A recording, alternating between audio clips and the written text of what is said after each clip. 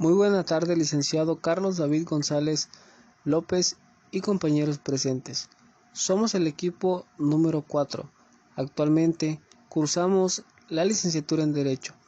El motivo de esta exposición es para presentar el tema número 1, el cual tiene por nombre Concepto y Fundamentos Históricos del Derecho del Trabajo. Mi equipo está conformado por los siguientes integrantes: Berta Natalie Pacheco Sánchez, María de los Ángeles López Correa, José Benito Cázares Salazar, Nicandro Alberto Torrecilla Loyo y un servidor, Carlos Ángel Alcalá Montero. A continuación, mis compañeros les expondrán los subtemas correspondientes. Buenos días, licenciado y compañeros. Soy José Benito Cázares Salazar del equipo número 4 y el tema que les voy a exponer es el relacionado a la revolución. La Revolución Mexicana fue un conflicto armado que inició en 1910 como consecuencia del descontento popular hacia la dictadura de Porfirio Díaz y que derivaría en una guerra civil que transformaría radicalmente las estructuras políticas y sociales del país. La revolución comenzó con el levantamiento liderado por Francisco I. Madero, que se oponía a la reelección del general Porfirio Díaz a la presidencia, dictador que había gobernado el país por más de 30 años. La población de 1910 vivía en medio de un profundo malestar. La gente se hallaba reprimida y no había manera de salir de esa opresión. Lo único que le quedaba era seguir soportando las pésimas condiciones en las que vivía en espera de un milagro que acabara con aquella situación. Dado este malestar que aquejaba a la sociedad, surgió la necesidad de un cambio. Para que éste se diera era necesario un levantamiento de armas que erradicaría esos escenarios. La única manera en la que la gente podía ser escuchada era por esa vía, a pesar de ser una medida extrema. Era necesaria para que surgiera algo a favor de la población. Principales causas de la Revolución Mexicana: la desigualdad social y la concentración de la riqueza. Durante el Porfiriato, el país tuvo un crecimiento económico importante. Sin embargo, la riqueza quedó repartida en unas cuantas manos nacionales y en otras pocas extranjeras. No existía la libertad política. El pueblo no podía elegir a ningún representante dentro de los poderes estatales ni federales. Estos eran impuestos por Porfirio Díaz.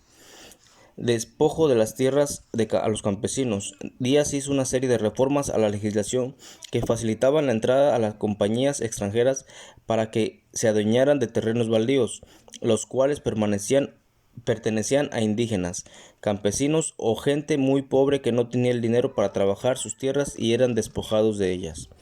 Creación de latifundios.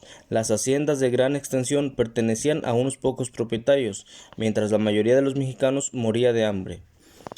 Disminuyó la calidad de la enseñanza popular. El 80% de la población era analfabeta. No había libertad de expresión. La prensa tenía prohibido emitir cualquier tipo de opinión en contra del gobierno, y las huelgas estaban prohibidas para todos los sectores. Obreros y campesinos carecían de protección laboral, por lo cual estaban expuestos a la sobreexplotación. La mayoría de los trabajadores debían cumplir con jornadas de más de 12 horas por un sueldo miserable de 75 centavos. Represión y uso de la fuerza. Las condiciones laborales eran pésimas. Sin embargo, cuando los trabajadores y campesinos trataban de manifestar su inconformidad, fueron reprimidos brutalmente. Un ejemplo es el asesinato de obreros durante la huelga de Cananea y Río Blanco. Las causas que motivaron el levantamiento de armas. Con Sebastián Lerdo de Tejada en la presidencia, se incorporaron las leyes de reforma a la Constitución.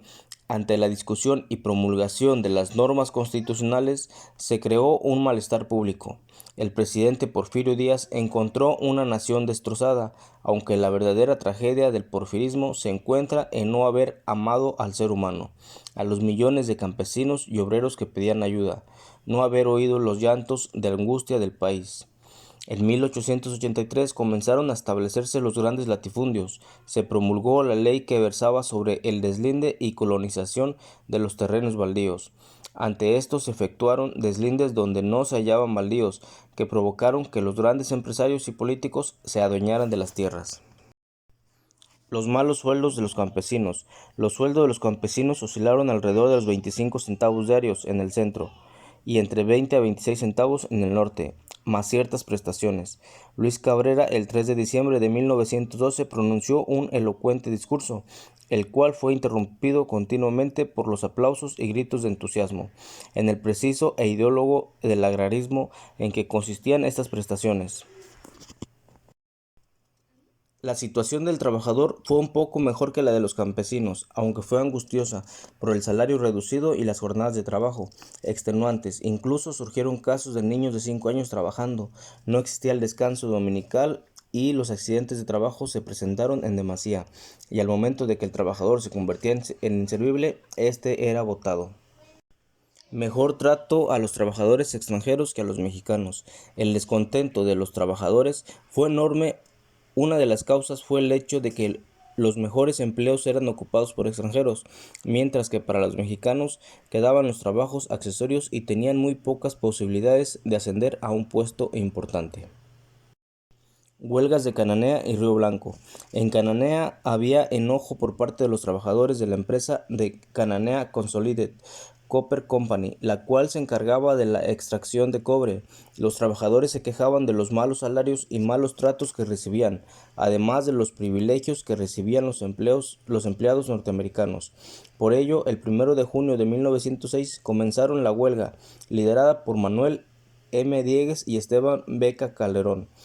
Hay que aplaudirles el hecho de que fueron los primeros en nuestro país que lucharon por la jornada de 8 horas. Los trabajadores presentaron un pliego de peticiones, las cuales eran las siguientes. Queda el pueblo obrero declarado en huelga. El pueblo obrero se obliga a trabajar sobre las condiciones siguientes. La destitución del empleo del mayordomo Luis, nivel 19. El mínimo sueldo de obrero será de 5 pesos con 8 horas de trabajo. En todos los trabajos de la Cananea se ocuparán el 75% de mexicanos y el 25% de extranjeros, teniendo los primeros las mismas aptitudes que los segundos. Poner hombres al cuidado de las jaulas que tengan nobles sentimientos para evitar toda clase de irritación. Todo mexicano en los trabajos de esta negociación tendrán derecho a ascenso según se lo permitan sus aptitudes. La huelga, desgraciadamente, fue aplastada con lujo de violencia mediante la intervención de tropas norteamericanas, integradas por 275 soldados y comandadas por el coronel Rinning. Por otra parte, en 1896, en la fábrica de Río Blanco, se prohibió usar bufanda, leer periódicos y se estableció que 2 veces a la semana se trabajara hasta medianoche. Ante esto, el enojo de los empleados fue enorme y como consecuencia se quitó la última medida. En 1906 se organizó en Río Blanco el Gran Círculo de Obreros Libres, del cual surgieron círculos afines que se multiplicaron por diversos estados del país. El Centro Industrial de Puebla, que era una agrupación de patrones, prohibió mediante un reglamento que los trabajadores se organizaran. De hacerlo, serían expulsados. Desenlace de la Revolución Mexicana. Tras la renuncia de Huerta a la presidencia, derivaron diferentes desacuerdos y acuerdos entre los líderes Carranza, Villa y Zapata, por lo que se realizó la Convención de Aguascalientes en noviembre de 1914.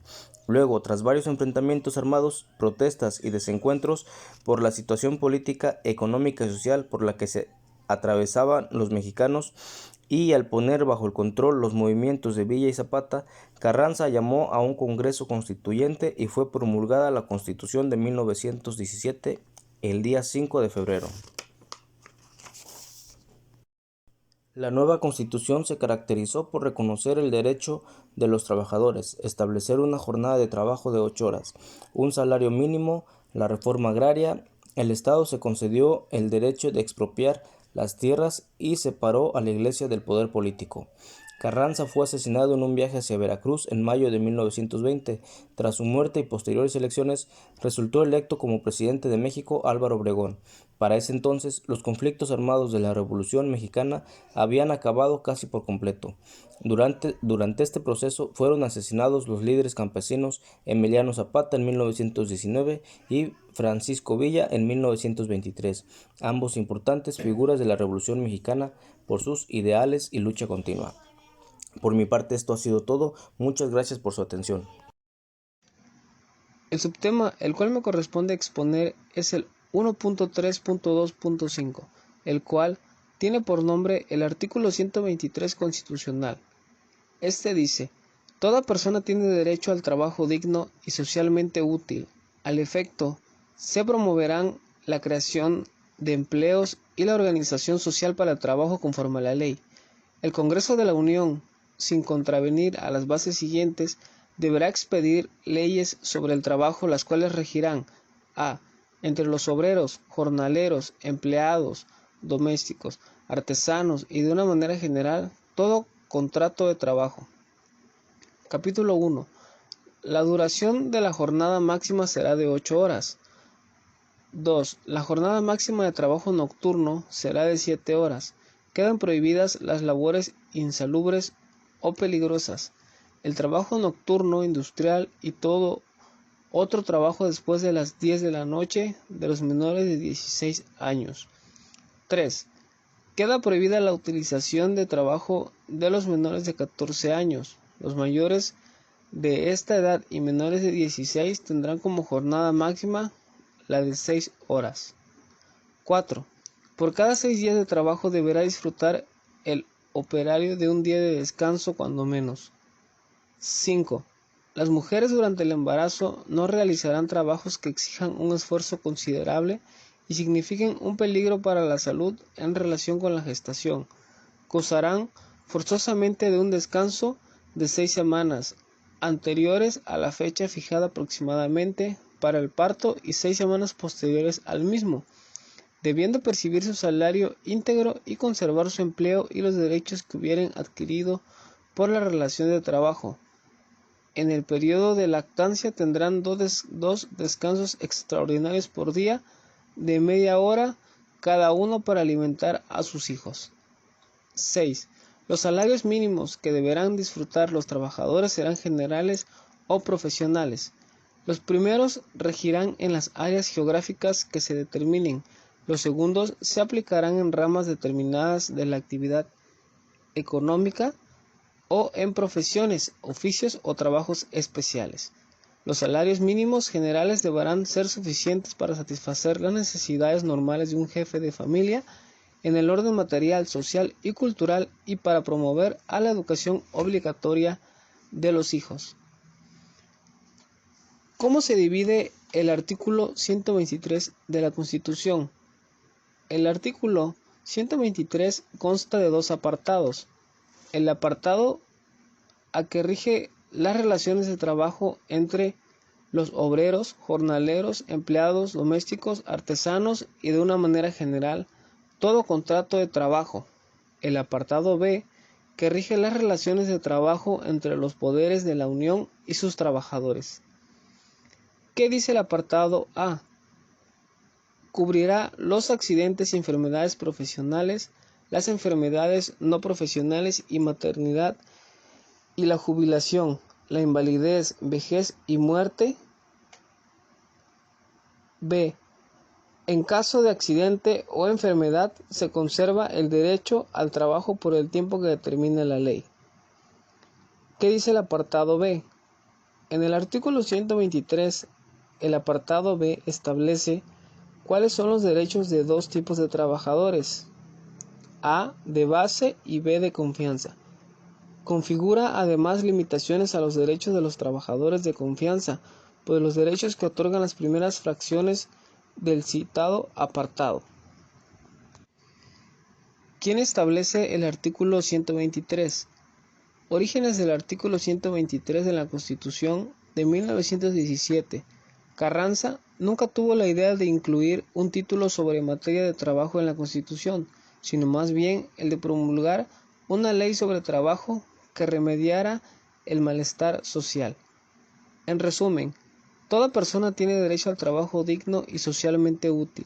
Al efecto, se promoverán la creación de empleos y la organización social de trabajo conforme a la ley. Por cada 6 días de trabajo deberá disfrutar el operario de un día de descanso cuando menos. El derecho laboral es contemplado por el artículo 123 constitucional y este da origen a la Ley Federal del Trabajo. Regula las relaciones obrero-patronal, así como también los derechos y obligaciones del trabajador. Buenos días, soy María de los Ángeles López Correa y me tocó hablar sobre la Ley Federal del Trabajo de 1931, de la materia que imparte el licenciado Carlos González López. El mundo del trabajo, en el que la mayoría de hombres y mujeres pasan gran parte de su vida, es un punto de partida privilegiado para abordar y garantizar los derechos humanos. Los derechos laborales son derechos humanos y son indispensables para asegurar el crecimiento económico con progreso social. Las voces que aclaman por el respeto de estos derechos deben contar. El 28 de agosto de 1931 se promulgó en México la primera Ley Federal de Trabajo. Importantes antecedentes para su contenido fueron las leyes laborales del estado de Veracruz de 1918 y 1929, igual las de Yucatán de 1918 y 1926. Antes de esto, se dieron algunas legislaciones referentes a las acciones de trabajo en Veracruz en 1904 y en Nuevo León en 1906. Para la Revolución Mexicana fue indispensable para el surgimiento de un verdadero corpus jurídico sobre la materia. La Ley Federal de Trabajo de 1931 reguló prácticamente todos los aspectos principales del derecho laboral, los individuales, los colectivos, los administrativos, los procesales. Sin embargo, pasó casi una década llena de conflictos colectivos en algunas ramas industriales de jurisdicción federal, como la petrolera, la textil, la minera y la ferrocarrilera, entre otros, cuya atención excedía las facultades de las autoridades de las entidades federativas. Esta fue la principal razón por la creación de una autoridad jurisdiccional capaz de intervenir a entidades federativas. Esta fue la principal razón por la creación de una autoridad jurisdiccional capaz de intervenir y asistir a las partes en conflicto, determinando soluciones. La Junta de Conciliación y Arbitraje fue creada el 17 de septiembre de 1927 por el Decreto Ejecutivo Federal de Plutarco Elías Calles. La Ley Federal de Trabajo surgió durante el gobierno de Pascual Ortiz Rubio en la Ley Rectora del Derecho Laboral en México. Por encima de ella solo se encuentra lo dispuesto en la Constitución Política de los Estados Unidos Mexicanos, donde se consagra el derecho al trabajo en el artículo 123. Ha sido reformado en varias ocasiones, siendo la modificación más importante las del 5 de diciembre de 1960 y el 21 de noviembre de 1962, con la adición del apartado B. Aquí se reconoció la naturaleza laboral de las relaciones entre Estado federal y los servidores públicos, una auténtica declaración de derechos sociales de los trabajadores al servicio del Estado. También se modificó la fracción 3 del artículo 123 para aumentar la edad mínima para laborar de 12 a 14 años. Años más tarde, el 1 de abril de 1970, se publicó una Ley Federal de Trabajo en el Diario Oficial de la Federación. Y le doy pase a mi siguiente compañero. Hola, buen día, saludos cordiales. Soy Natalie Pacheco y el tema en esta ocasión es la Ley Federal de Trabajo de 1970.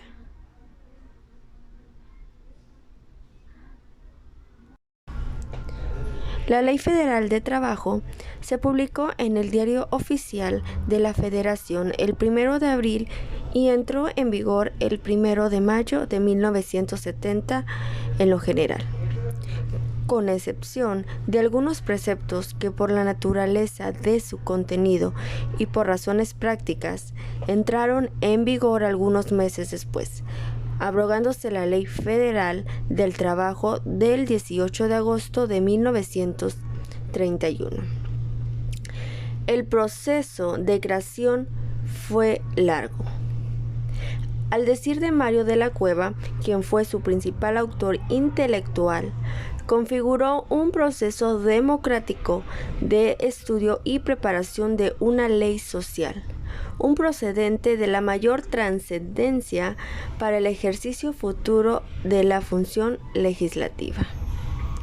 En 1960, el presidente Adolfo López Mateos designó una comisión para que preparara un anteproyecto de ley de trabajo y la integró con el secretario del Trabajo y Previsión Social, Salomón González Blanco, con los presidentes de las Juntas de Conciliación y Arbitraje Federal y Local del Distrito Federal, María Cristina Salmorán de Tamayo y Ramiro Lozano, y con el doctor Mario de la Cueva.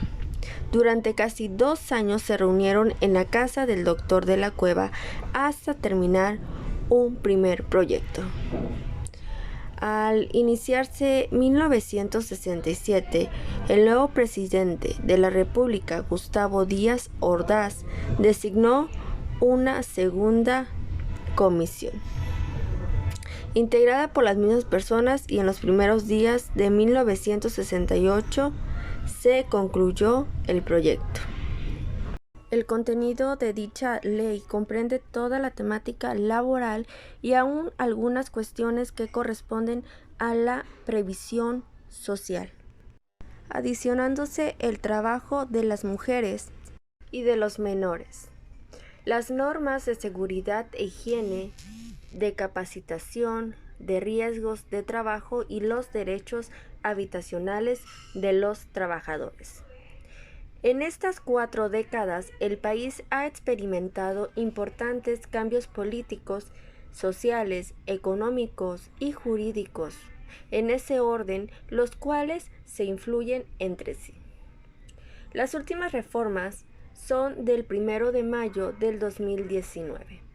El presidente Andrés Manuel López Obrador publicó en el DOF el decreto por el cual reformaron, adicionaron y derogaron diversas disposiciones de esta ley federal en materia de transformación del sistema de impartición de justicia laboral, creación de nuevas autoridades de trabajo, entre ellas los juzgados laborales, el Centro Federal de Conciliación y Registro Laboral y los centros de conciliación a nivel local, implementación de mecanismos que aseguren el ejercicio del derecho de libertad y asociación sindical y reconocimiento efectivo a la transparencia en la negociación colectiva y elección de sindicatos y sus dirigencias.